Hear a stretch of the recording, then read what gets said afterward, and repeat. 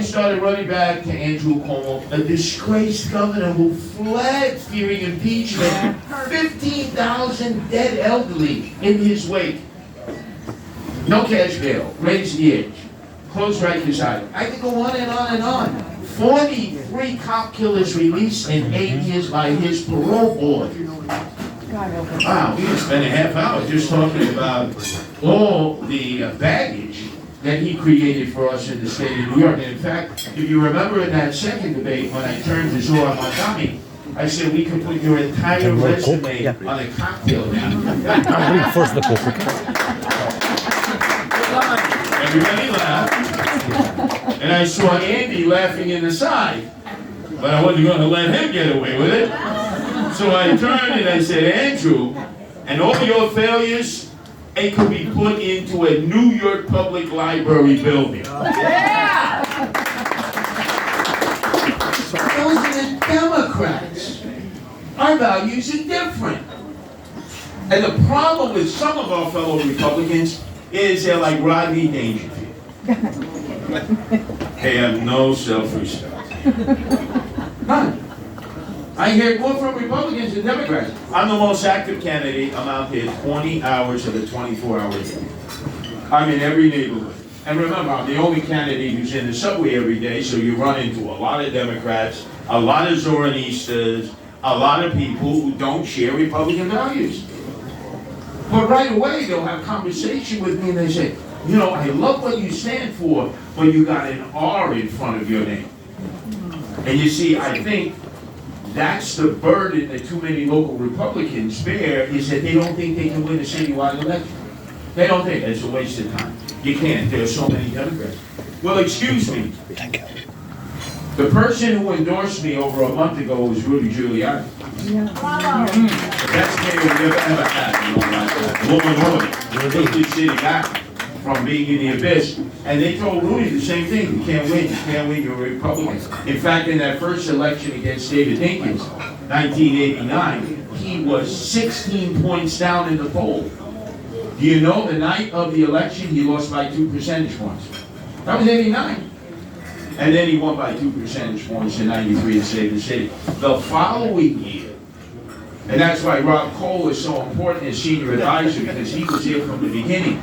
When a guy that nobody knew, George Pataki, you couldn't pick him out of a police lineup if your life depended on it. Took on the better Cuomo, Mario. Remember in that debate, I said, Andrew, I knew your father, Mario. You know Mario Cuomo, and his face dropped. But it's true. The guy thought he was on his way possibly to be getting the Democratic nomination to be president of the United States. Nepo baby. And the teamwork of Pataki and the other Republicans who faced, towards the end of the campaign, Michael Buttigieg, Rudy Giuliani crossing over. Remember? And endorsing Mario Cuomo. And everybody says, hey, Pataki, go back to Peekskill. It's over. It's done. Rudy, very popular mayor, is now crossed over and endorsed Mario. It's over, remember? It's over. Guess what? That riled up all the Republicans, that the Republicans who were buried upstate came out of their graves. George Pataki was 14 points down on November 2nd of 1994. There was no early vote. You voted one day, November 4th. 14 points down. He won by 3 percentage points. So much for the polls. People elect. Not polls. I think we should give a nice round of applause to Rob Cole and all those people, because George Pataki, without a doubt, the best elected official, because by the time he left office, Democrats loved him and Republicans loved him, and that's almost impossible to find in this very partisan world. So we have momentum. We have 13 headquarters opened up. Nobody else does, not Zora, not Cuomo. We have posters galore all throughout the outer boroughs. You see Sliwa for mayor posters. You don't really see their posters. And we have energy. If you notice the crowds outside of the debates, our crowds were larger, more energetic. Because we represent, I am a populist Republican who represents working class people. That is the majority of the Republican Party nowadays. It has turned upside down. The Dems used to be the party of the working class, no longer. Yep. So we represent a new wave. And I know that some Republicans have wavered, and I don't wish them any harm. But then again, you know me, I don't forgive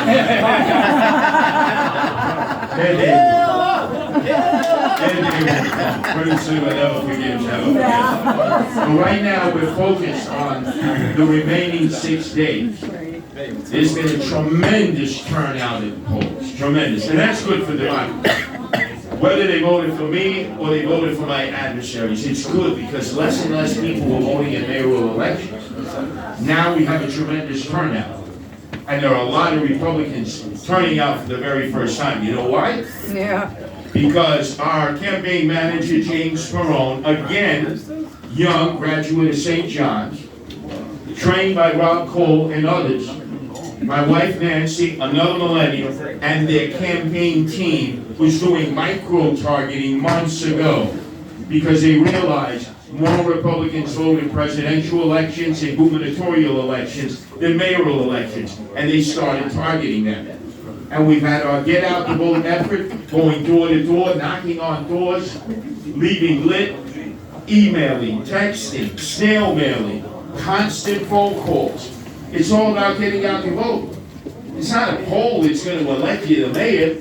It's not TV commercials, it helps, but to be honest with you, the majority of the people who look at the TV commercials, most of them don't even live in New York City. They're in the surrounding tri-state area. And they'll say, oh, that's a great TV commercial, pat you on the back. Where do you live? Oh, I live in Westchester. That makes me feel good. It's an ego boost, so it's not a vote. Yeah. So we know the pathway to victory. We know how the Zoroastrians got Zoran the primary victory. They're out there. We run into them all the time. We don't run into Cuomo people at all. His campaign is based on a dystopian notion. It's very dark.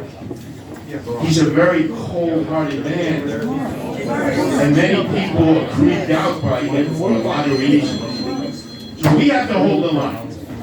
Our values are completely different than the Democrats. And that's what you have to continue to say. Do we sacrifice the Republican Party in New York City? No. We elect me the mayor, and next year we elect Elise Stefanik the governor. So that we get the city to stay on track like we actually did. But what it's going to mean is, and you got to hold the line. Because the homosexuals are now coming. They are. I know this campaign well. I can show you some chats. So they can't get their own vote. They hit a plateau with Democrats, no vote. So now they're coming for Republicans because they want to find the Rodney Dangerfields in the party. People who don't believe that Republicans can win in the city or the state. We hold the line. We continue to work this campaign over the weekend, through Monday, and then to the ballot box on November 4th.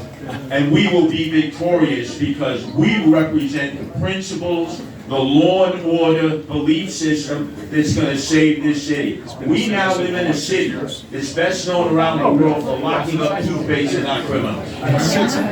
We're a laughing stock.